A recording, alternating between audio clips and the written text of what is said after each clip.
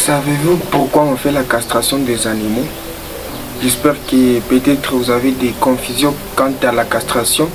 Alors, je vous propose de suivre cette vidéo jusqu'à la fin, car on va parler aujourd'hui de la castration des animaux. Alors, let's go! Bonjour les amoureux et amoureuses de l'agriculture, mais aussi de l'élevage.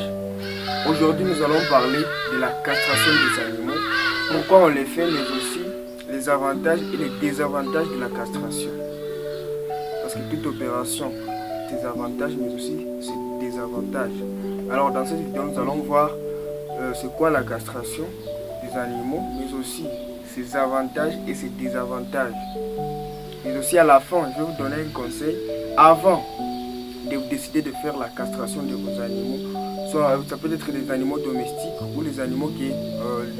donc lorsque je parle des animaux domestiques, ça veut dire les animaux que vous élevez chez vous à la maison et que vous décidez de castrer ces animaux.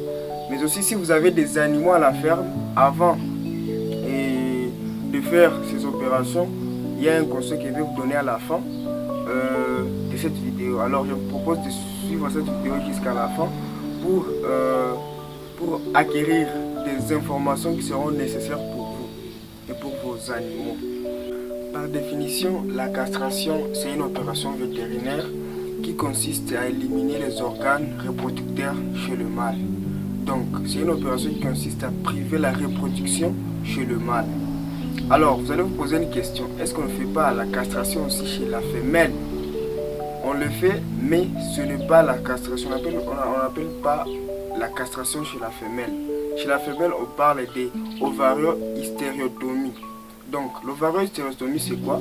C'est une opération vétérinaire aussi qui consiste à retirer les ovaires et l'utérus chez la femelle. Et en englobant aussi tout ça, on peut parler aussi de la stérilisation chez la femelle. Donc, chez la femelle, on ne parle pas de la castration, mais on parle de ovario-hystérectomie ou la stérilisation. C'est ça en fait. Alors, nous allons voir les avantages de la castration. Alors, pourquoi castre-t-on les animaux? Premièrement, on castre l'animal, le mâle. Premièrement, c'est pour éviter de production non contrôlée à la ferme.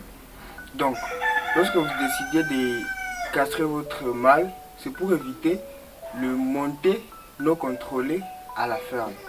Parce que vous savez que lorsque le mâle plutôt et le femelle sont mélangés, il y aura des montées non contrôlées. Vous ne saurez pas à quel moment précis où il y a des montées. Alors pour éviter tout ça, vous allez faire la castration. Deuxièmement, ça rend le mâle calme.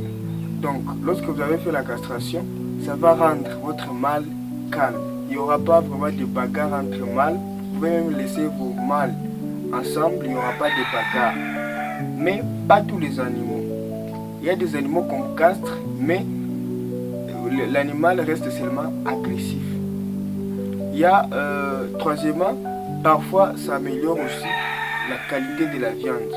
Pourquoi j'ai dit la qualité de la viande?